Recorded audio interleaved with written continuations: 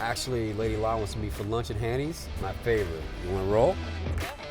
What's up, everybody? It's Lady Law, and on this episode of Phoenicians Getting Food, I'm hanging out in the heart of downtown Phoenix with a guy who's always on trend and whose team is constantly bringing a vision for fashion to our rapidly growing city. Brian Hill, Executive Director of Phoenix Fashion Week, is meeting me for lunch at Hanny's after he and his team make their way from cocktail hour at Bitter and Twisted. We're talking Phoenix's look, quote unquote, fashion do's and don'ts, and if the Crocs and Birkenstocks comeback is here to stay. We're here. You guys made it. I'm so excited you came through. So we got Brenna, Percy, Dynell. Yes. And do you usually run with the squad? Like when you show up to something? Yeah, this is like the small gang today. And the hungry people came today. What are the dress requirements when you're kicking it with Brian? Like, what do you need to bring to? Because I don't fit the game today entirely, but that's okay because I'm in my lane. But it's Friday, so we dress up on Fridays. Oh, okay. Yeah, you guys really bring the A game to the fashion world, and so that's really why we're connecting today over some food and some drinks, is to talk about how do you get here and how do you get to be the guy for Phoenix Fashion Week. Man, it's a long journey. Probably goes back to ASU, making t-shirts in the very beginning, honestly. Had no idea I'd be here this many years later. But I saw an idea, was fortunate enough to have an amazing team behind me, and they believed in my vision, which was that we could do something unique in fashion in Phoenix and carve our own lane out that's different than LA and New York. What is Phoenix's look?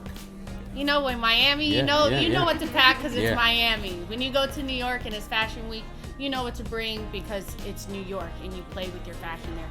What is Phoenix's look? Yeah, I think it's street style right now. I think when you come downtown, it's really that kind of lifestyle, casual but really hip as well, and layers. I just see that a ton. When you go to North Scottsdale, it's going to be, again, traditional, what you would get in a mall, which is fine and doable. You're going to go to a gala or an event, you got to put a suit and tie on. I get that. But really here, it's about comfortable. You look at all the people in the camera crew. That's what it is. That's what I'm saying. Look at me.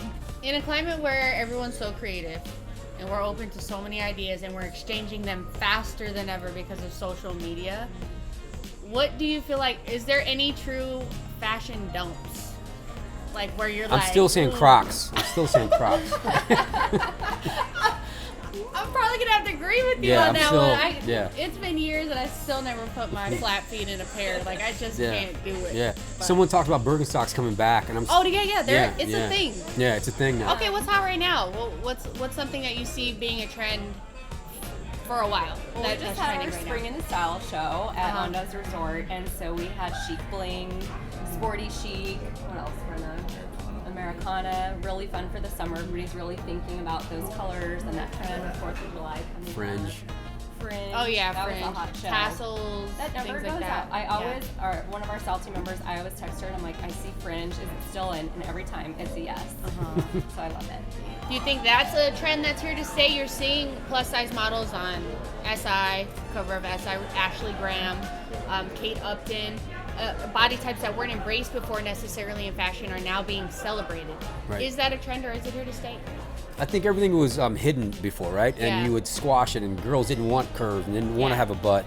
And if you're in a minority, you didn't have a voice, etc. Like all that's been exposed now, and now everyone can have a voice. And your body's good, and you're okay with it. And there's also a platform to showcase that as well, and you get results. I feel like politics touch everything, and when you talk about the Kardashian brand, it lends itself to having that conversation about strong women and talking about where we are at as women and our voice and the magnitude and the credit that's being given now that wasn't necessarily like that before. It was like, no, you're the model. Yeah.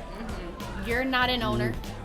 You're probably not going to be an owner. And now you're seeing these brands emerge with these female voices, faces, CEOs, and they're the model. And they're coming up with the products. What is that like for you guys, being a part of this kind of team and these OGs who have been around for a long time to be in this era of women? It's great for me and Brenna. Unfortunately, we work with a team that is very supportive of us, It's always what everybody can bring to the table. Your best, asset, your best feature, your best attitude, whatever it is, whether it's male or female, we're all treated equally on this team. So it's great to see that happening, out there. And you're important no matter what your body type, who you are, or what you do, but you are yourself and you're comfortable. And people are recognizing that. Everybody has the same opportunity. We're moving in that direction.